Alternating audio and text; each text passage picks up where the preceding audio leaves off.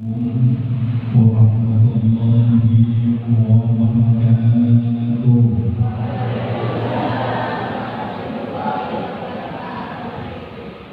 Alhamdulillahi wa kafa wassalatu wassalamu ala nabiyil mustafa wa ala alihi wa ashabihi wa man tabi'ahum bi ihsanin ila yaumil mustafa.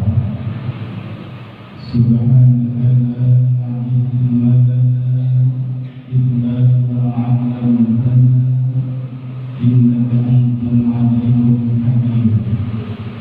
Allahumma inna nas'aluka 'ilman nafi'an wa rizqan thayyiban wa 'amalan mutaqabbalan. Allahumma habib ilayna al-iman wa zayyinhu fi qulubina wa karrih ilayna al-kufra wal-fusuq wal-'isyan waj'alna minal rasyidin. Amma ba'd. Bapak Ibu hadirin hadirat, dulur-dulur kaum muslimin muslimat rahimakumullah. Sedaya manungsa sing urip ten alam donya iki niku mesti nate nglakoni dosa lan kesalahan.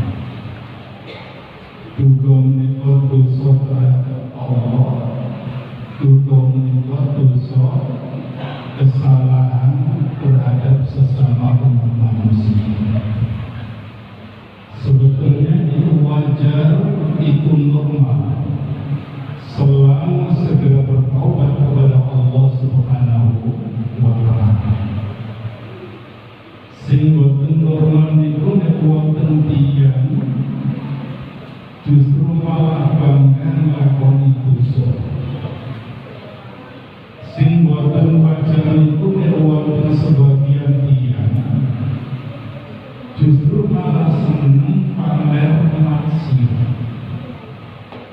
Sing boten normal niku menawi wonten sebagian tiyang wis nglakoni dosa-dosa gede yang baik suka banyak. Ikuti kajian malam ini. Dosa-dosa besar yang sering diremehkan oleh manusia. Di antara berbagai macam penjelasan Al-Quran dan Al-Hadis, di antara sekian banyak dosa-dosa besar yang sering diremehkan oleh manusia itu, yang pertama adalah memutuskan tali silaturahim lebih dari 3 hari tanpa ada alasan yang dibenarkan oleh syariat. Itu termasuk dosa besar. Nek ana wong karo tanggane iki jodohan gak warokan lebih dari 3 hari, itu dosa besar. Kira-kira wong mboten iya sak tanggane niku mboten warokan sampai berbulan-bulan. Wonten nggih kadang-kadang antara paman karo ponakane gak warokan. Dan itu berlangsung sampai bertahun-tahun. Kadang-kadang dulur sakandung itu boten wawolan, dan itu terjadi sampai bertahun-tahun. Kadang-kadang kalau antara mantu kalian mertua itu boten wawolan sampai bertahun-tahun.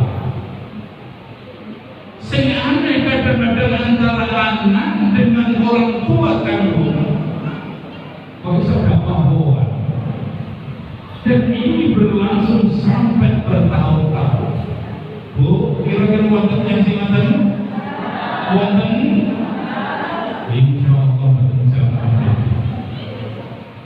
Padahal kalau kita baca dalam Al-Quran dan Al-Hadis, tiang itu kalau sudah memutuskan tali silaturahmi itu dosanya besar. Coba dengan pahami di dalam satu hadis yang diriwayatkan oleh Imam Ahmad dan Abu Hurairah. Rasulullah sallallahu alaihi wasallam dawuhnya, "Innal a'mala bani Adam tu'radu kulla khamisin lailatal jum'ah." Sesungguhnya amal perbuatan anak cucu Adam dilaporkan oleh malaikat. Kapan itu terjadi? Setiap kali dino Kamis malam Jumat. Apa itu? Setiap kali dino Kamis malam Jumat, dikeluarkan malaikat yang melaporkan seluruh amal perbuatan kita selama sebulan, selama seminggu. Ya Allah, ya Rabb, si Ain melakukan amalan ini selama seminggu, ya Rabb. Si Ain melakukan amalan ini selama seminggu, ya Rabb. Fala yubah. Maka tidak diterima orang yang memutuskan tali silaturahmi. Ketika gara-gara memutuskan tali silaturahmi, curhat, kepawaan lebih dari 3 hari, seluruh amal perbuatan baik panjenengan ditolak oleh Allah. Dan ini sangat bahaya. Kita itu jarang dipahami oleh banyak manusia. Tidak diterima oleh Allah. Sholat panjenengan ditolak oleh Allah. Puasa sunat panjenengan ditolak oleh Allah. Amal saleh panjenengan ditolak oleh Allah. Hanya kita memutuskan kita silaturahmi. Baik kalau konjoni tomboli maupun dengan sanak kerabatnya lebih dari 3 hari. La yaqilu li muslimin illa. Tidak halal bagi seorang muslim, tidak halal bagi haram. Apa ayun jarrah? Kalau dia menghajar, dia memutuskan tali silaturahmi, lebih dari 3 hari. Waman hajarohu fala famata taqalanna. Sopo wong ising jubrakan kakwahuwa lebih dari 3 hari, kok kemudian dia mati, dipastikan dia masuk neraka. Dipastikan dia masuk neraka. Masuk dia aneh ibadah, ahli sholat tahajud, nanti proses di alam akhirat. Berapa biji? Sampai berapa tahun? Allah Allah. Bisa puluhan tahun, bisa ratusan tahun, bisa ribuan tahun. Enggak nopo ada. Dunia tadi dulu kata-kata sering diremehkan. Sudah kalau wong liya siapa sing depan? Mbak akan ganti anake yo kawawan ganti putu-putune yo kawawan. Nang bila jadi ancaman sing nomor 1 seluruh amal nabi itu ditolak oleh Allah gara-gara memutuskan tadi silaturahmi. Kepoan deh, Mas. Sing nomor 2 gara-gara memutuskan tadi silaturahmi itu dia akan dilaknat oleh Allah dan dimasukkan neraka jahanam. Dilaknat oleh Allah, dimasukkan neraka jahanam juga. Jadi ini persoalan yang serius. Coba pandangan pahami di dalam surat Al-Ra'd. Ar-Ra'd ayat 25. Walladzina yanquduna 'ahdallahi min ba'di mitsaqih wa yaqta'una ma amara Allahu bihi an yusra wa yufsiduna fil ardh ulaika lahumul la'nah wa lahum su'ud dar. Walladzina yanquduna 'ahdallahi min ba'di mitsaqih, dan orang-orang yang melanggar perjanjian setelah diikrarkan perjanjian itu. Kemudian orang-orang yang memutuskan sesuatu yang mesti disambung, dan orang-orang yang membuat kerusakan di muka bumi, tolong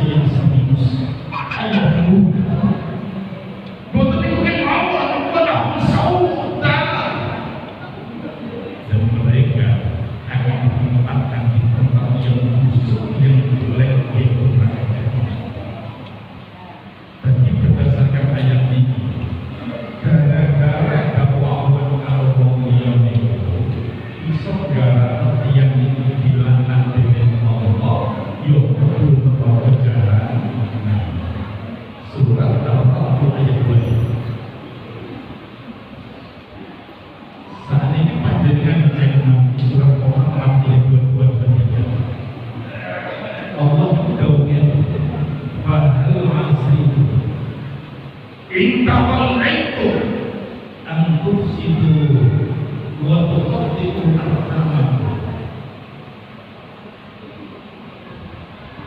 Pahami ayat ini, maka kenapa mereka ketika berpuasa di bumi ini kemudian mereka berkabung, membuat kerusakan dan memutuskan tali silaturahim.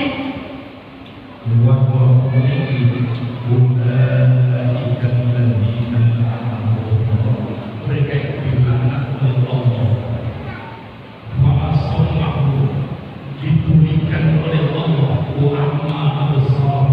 dan dibukakan oleh Allah Subhanahu wa Ta'ala. Dan menurut ayat ini, gara-gara memutuskan tali silaturahim itu, isonggara dilaknat oleh Allah, motor dibukakan oleh Allah, bumi ini diberikan oleh Allah Subhanahu wa Ta'ala. Jelas tidak saudara? Sing nomor apa? Wong sing memutuskan tali silaturahim niku la yadkhulul jannah. Amin. Jadi Rasulullah tiga bahkan iso mlebu surga sapa wong sing memutuskan tali silaturahim. Nanti panjenengan pahami kan? Kalau sesama wong Islam sing akal, sing rukun, kalau sesama jamaah itu sing korban, sing rukun, saling bantu, saling tolong. Ini orang anggota jamaah masjid ini punya persoalan, coba diselesaikan, direnggut, dibantu, diikat dengan iman kita dengan saudara yang lain. Sehingga kali saudara, termasuk dosa besar tapi sering diremehkan oleh banyak manusia itu, nyuwun sewu, merampas tanah milik orang lain secara boleh. Dasar tanah umum itu termasuk kezaliman yang sangat besar. Rasulullah itu dahulunya malik taqwa syibra minal ardi dhulma awqatahu iyyahu yawmal qiyamah min sab'i ardi. Sapa wong sing gasak merampas sejengkal tanah milik orang lain secara boleh, awqatahu iyyahu yawmal qiyamah min sab'i ardi. Itu tanah sing gasak dikuahu akan digali sampai 7 lapis bumi, baju motor dibernotan udah iring sing gasak tanah itu. Dan itu pertanda dosa yang serius. Itu pertanda dosa yang sangat besar. Maka hati-hati, urusan tanah itu urusan sensitif. Agar sampai panjenengan turun tanah, wayai bangun ternyata tanah tombol digasak, digawe, masih atasi mosak gila, tapi dosanya sangat besar. Versi hadis ini wow, itu sampai 7 lapis bumi digali, diberekno dan pundaki.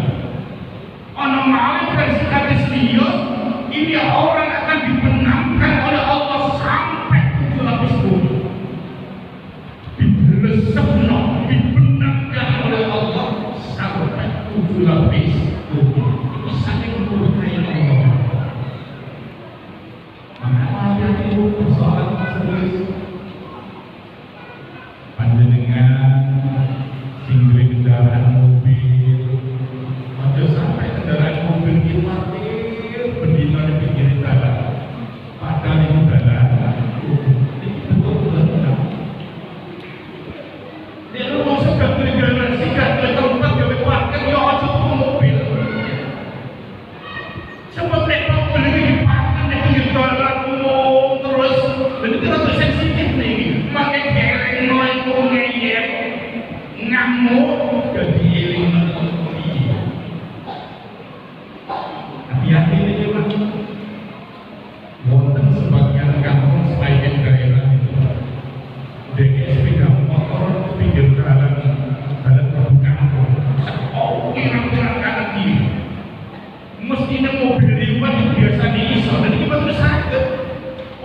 ini sepeda motor sampai 24 jam non-stop itu pakai terperibu.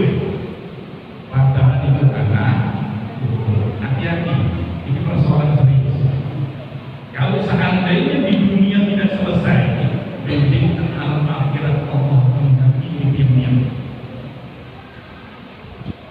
Sing duwe masjid, sing duwe madrasah, ojo sampai naik membangun tanah tonggo terus digawe sampai gegeran.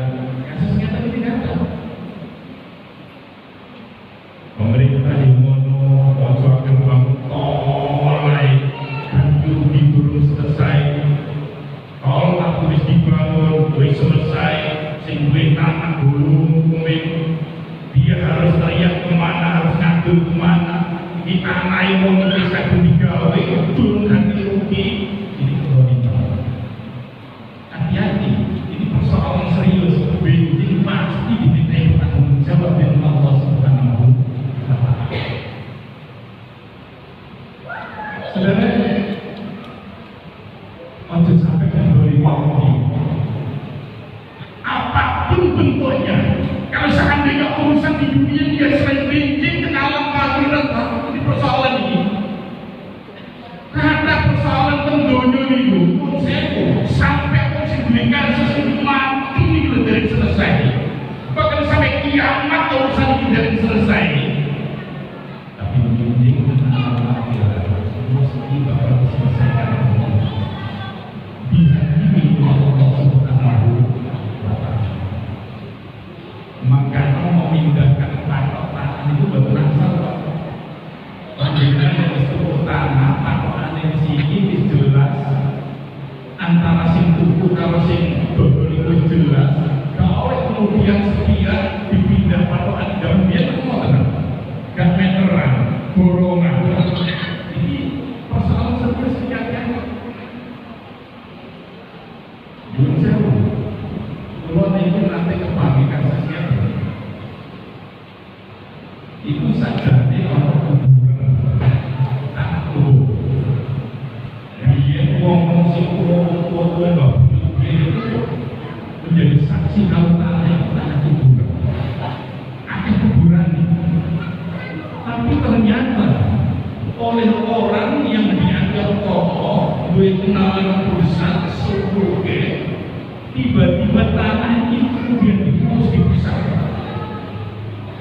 Betul keluar sertifikat atas dia pribadi.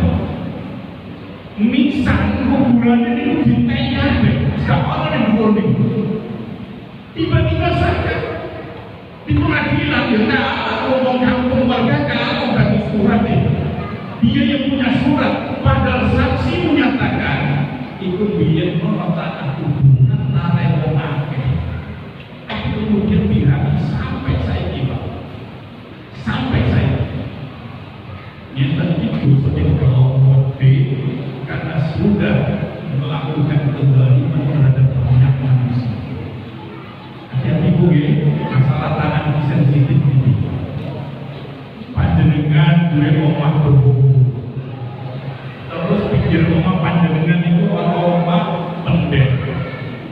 Waktu udah kok banjur banyune sing netes ke omah buku yang isor omah pendek itu malah bentuk doliman gak oleh dipengin oleh Rasulullah itu bentuk doliman nopo malih sing jeneng royo tanah itu. Sing nomor termasuk dosa besar tapi sering diremehkan oleh banyak manusia itu nik sholat itu rumah nik sholat itu cepet-cepetan nik sholat itu budak dusu itu termasuk dosa besar. Panjenengan kita ini itu termasuk dosa besar. Nyolong itu dosa besar, merampok itu dosa besar, tapi lebih besar dosanya dari orang sing nyolong mereka. Rasulullah itu nanti demikian. Aswabun nasi sarikatan alladhi yasriku min salati. Sejahat-jahat orang adalah orang yang mencuri ketika sholat. Lalu para sahabat bertanya kepada Rasulullah, kaifa yasriku min salati? Bagaimana mungkin ya Rasul, ada orang yang sholat kemudian nyolong dia?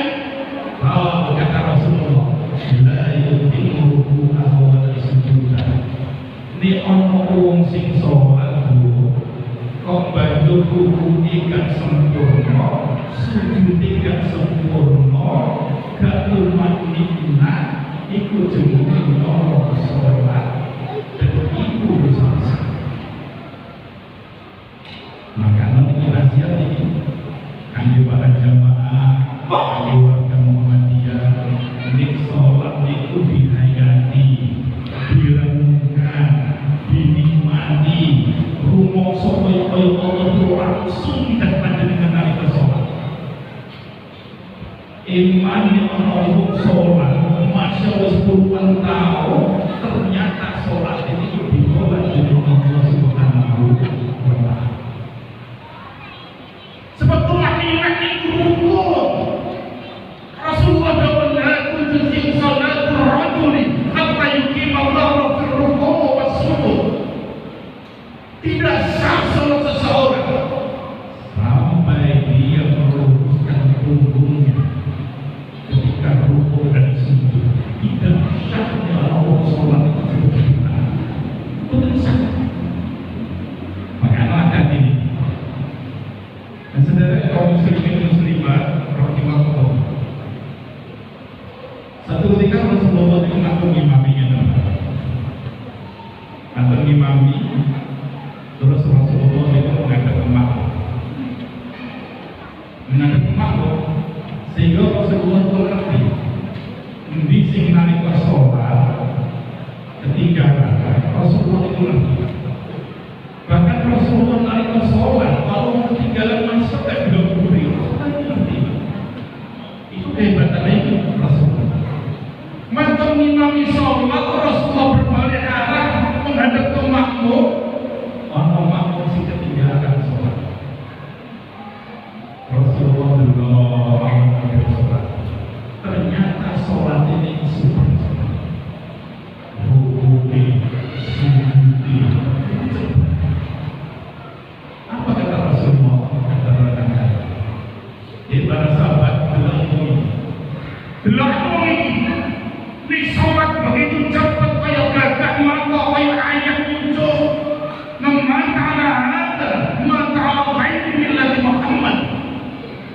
Barang siapa yang mati model begini di sholatnya super cepat, maka dia mati bukan termasuk golongan. Jadi aku golongan Rasulullah sebab itu menyimpang dari sholat. Itu gara-gara dari sholat maka benar ada di para santri-santriwan, ibu-ibu adalah salah sunat omah menikmati sing tenang hayati mangki sholat panjangnya menjadi khusyuk luar biasa. Jadi itu yang dilakukan oleh Rasulullah. Rasulullah tidak ada dalam sejarah itu sholat itu kemudian cowok teman-teman orang dalam sejarah. Ini mati. Nopo paling hari kepanjangkan sholat tarawih, masih tarawih sampai cepat-cepat. Di Allah imam mengimami cepat, diiling dulu, agar sampai sholat itu cepat-cepat. Oh, ternyata gara-gara sholat itu cepat, itu dia dikenakan dosa yang sangat besar. Dan ini harus disadari oleh banyak manusia, dianggap remeh oleh banyak manusia. Itu si nomor si nomor apa? Ternyata berdasarkan Al-Quran dan Al-Hadis, nyuwun sewu termasuk dosa-dosa yang sering diremehkan banyak manusia. Di mana harta benda riba, makan harta benda riba. Itu termasuk dosa besar, dosa yang serius. Padahal banyak orang yang mulutnya melanggar. Coba pandangan pahami ayat Al-Quran dan hadis. Rasulullah itu Allah Subhanahu wa taala berfirman, "Ya ayyuhalladzina amanu taqullaha wa dharu ma baqiya minal riba in kuntum mu'minin." Wahai orang-orang yang beriman, bertakwalah kalian kepada Allah dan tinggalkanlah sisa-sisa riba jika kalian mengaku orang-orang yang beriman. Wa illam taf'alu, awas, jika kalian tidak melakukan, jika kalian tidak bisa meninggalkan sisa-sisa riba, fa'udhanu bil-harbi minallahi wa rasulih, maka Allah dan Rasulnya akan memerangi kalian. Jadi langsung Allah dan Rasulnya yang memerangi. Ini saking murkanya Allah, saking murkanya Rasulullah. Hanya dalam konteks ini Allah langsung memerangi. Padahal itu yang sangat besar, tapi sering diremehkan oleh para manusia. Buat saya, Pak, Bu, termasuk dosa, termasuk riba. Itu bunga bank-bank konvensional, bank-bank pemerintah, bank-bank plat merah. Itu bunganya jelas riba dan itu dosa besar. Hati-hati, rasanya mah bodoh antara bunga dengan gak bunga, tapi nanti konsekuensinya, resikonya luar biasa.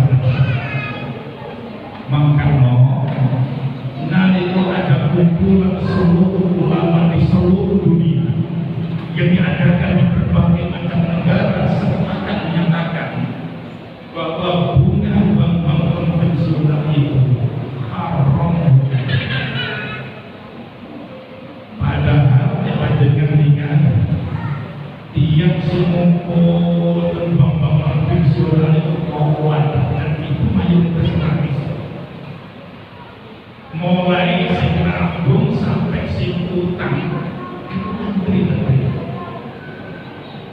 Makanya ibu pemilik yang dikelola panjenengan sama BE panjenengan duit keluarga di luar negeri dan Malaysia dan Singapura dan Brunei kok banjur kirim panjenengan transfer panjenengan lewat bank plat merah, lewat bank konvensional, segera diambil dan panjenengan alihkan ke bank syariah. Kan sangat ada bank syariah ini. Macam yang biasa, ini dosa besar. Mimpi zaman hari dulu saya petang itu waktu istilah bank tinggi. Saya kasih waktu dulu, kasih waktu mau biarkan tadi harus gak mau ada. Dan ini bahaya. Hati-hati bu bang pikir ini, hati-hati. Itu gula-gula kabeh. Koyo utang ini tapi dibalik utang ini menekan guru panjenengan, menghisap dalam panjenengan. Ternyata bodoh kalian terpenuhi. Belum isi pengawasan terpenuhi. Takdir pengurus atau masyarakat kumpul saja kali dulu. Terus itu daerah itu perkuatan bapak diterima. Pada beberapa tahun yang silam itu hilang, saya itu muncul malah itu pun itu. Ya Allah, ya Allah. Hati-hati bu. Niki nasihat saking pulau, saking warga Muhammadiyah, khusus kami panjenengan sing ngaku warga Muhammadiyah, ojo pisan-pisan terlibat bakti, ojo pisan-pisan makan riba, ojo pisan-pisan rentenir, nganana duwe, utang duwe anak sangat besar luar biasa. Sampai Rasulullah itu nanti mengatakan dirham riba, 1 dirham duit riba, yang yang dimakan oleh seseorang. Wahwa yang dan dia tahu bahwa itu duit riba, asyik itu dosanya lebih besar, siksaannya lebih dahsyat ketimbang melakukan perzinahan dengan ibunya sebanyak 30 kali. Sakit begini masih gak terbiasa ya. Hanya panjenengan sing tak masih duit kumpul, ojo ditetekan gampang konvensional. Itu sama halnya dengan panjenengan itu mencampur aduk antara yang hak dengan yang batil, dan itu akan meminta tanggung jawab. Rasulullah itu nanti dalam tentang la'ana Rasulullah sallallahu alaihi wasallam akila riba wa mu'mina wa syahid wa katiba wa hum sawa. Rasulullah itu melaknat Rasulullah. Siapa yang dilaknat oleh Rasulullah? Orang yang suka makan harta benda riba, seikutan riba, yang menjadi guru tulis riba, yang menjadi saksi riba, semuanya sama dengan Allah. Tiba-tiba sing jadi saksi masih dia gak